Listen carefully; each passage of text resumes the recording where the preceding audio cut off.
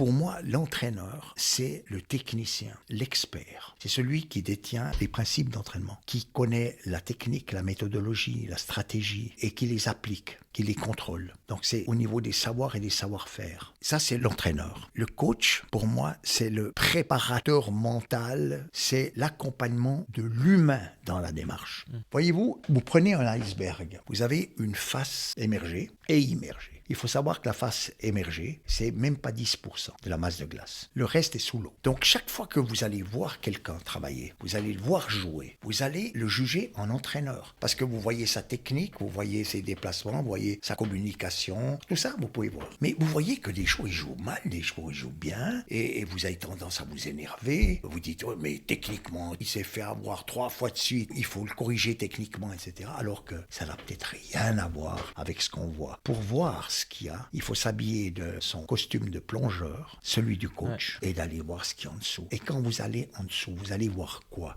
Vous allez voir s'il y a confiance. Si la confiance n'est pas là, tout s'écroule. Mais si je vous pose la question, la confiance, c'est quoi ? C'est une grande boîte, mais pleine de vide parce qu'on n'arrive pas à définir ce que c'est. Mais si on y met des mots comme motivation, comme énergie, estime de soi, ou bien émotion, on la remplit la boîte. Et puis c'est à ces niveaux-là qu'il peut y avoir un problème.